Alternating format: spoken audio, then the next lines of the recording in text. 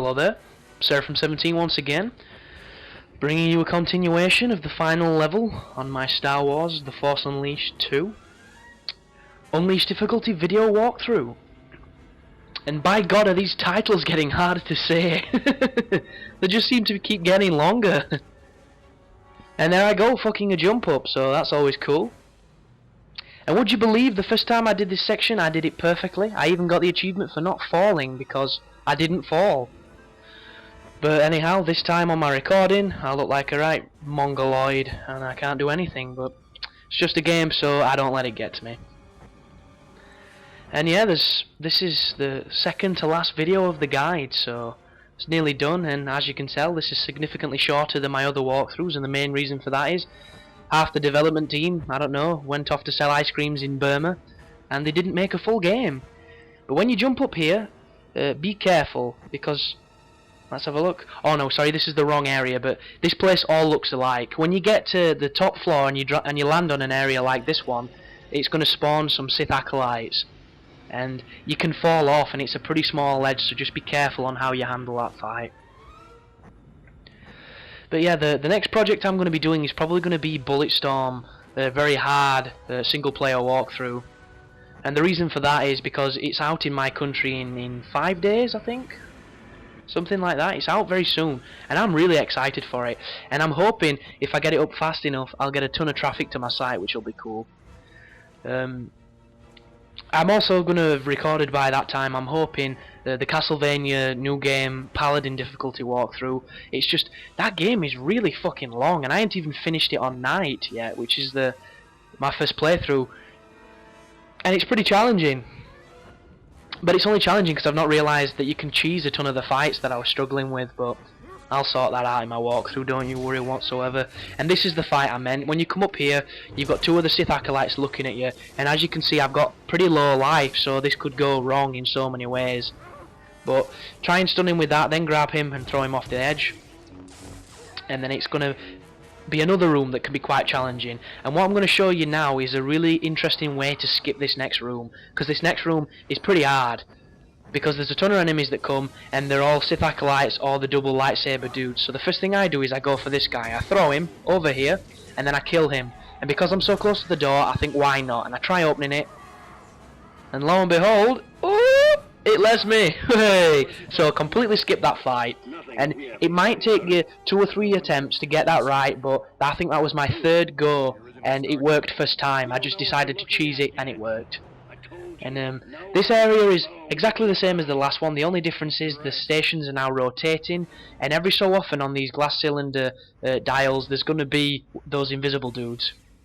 But in all honesty, they don't do enough to stop you from being able to get off the platform quickly, so I would just say ignore them. I don't think I've ever fought one of them.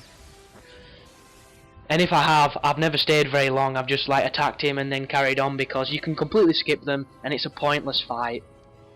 But take your time, because they are rotating, and if you fall you'll have to do it all again, which is never cool.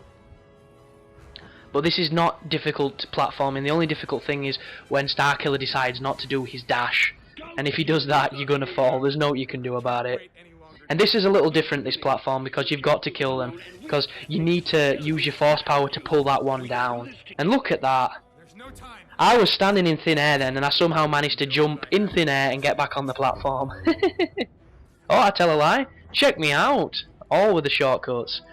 So yeah, if you double jump and boost, you can effectively skip that fight as well. And across there, all there is a holocron. That's not the way to go. This is the way to go.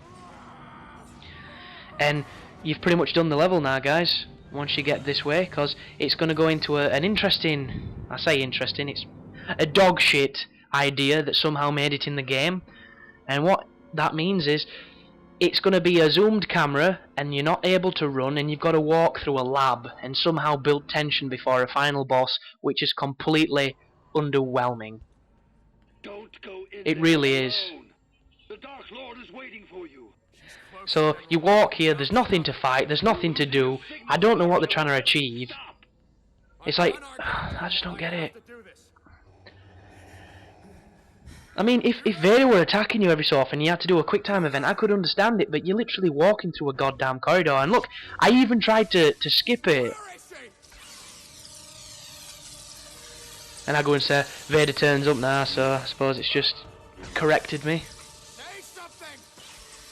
But yeah, bullshit. Utter bullshit. This game fucking sucks. This part especially, this boss fight is the worst boss fight I've done in years. And I've played some fucking shit games. I've played some really shit games. I played Alone in the Dark remake. My god, what the fuck was that? You're a monster, a thing. We continue through this corridor on this ridiculously poor concept for a level.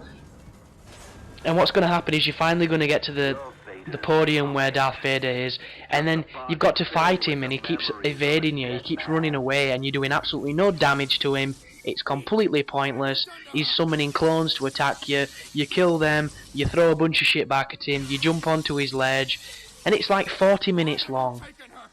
It's about as fun as killing your entire family with your own penis. And I don't even know if that'd be possible, but there you go. God, this game's bad. But yeah, carry on. There's no real threat here aside from, you know, sheer boredom and maybe suicide. But carry on. Keep walking, keep doing the thing, and thank God this game's ending basically, because if it had been any fucking longer, it might have been a decent game.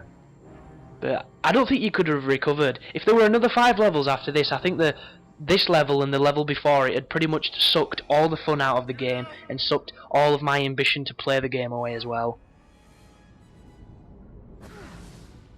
And I'm sure there's people that think this is one of the best games ever made because some people are fucking retarded, and it's just fact. There's no what you can do about that. Everybody shares an opinion, and everybody has a contrasting opinion. But once you come through here, there's going to probably be another cutscene, and this is the area where we fight Darth Vader. But the full Darth Vader fight is going to be in the next video, and that is effectively the end of the guide. So congratulations for enduring this atrocious game, and I'll see you in the final video. Thanks for watching, guys. Keep supporting me. You take care now.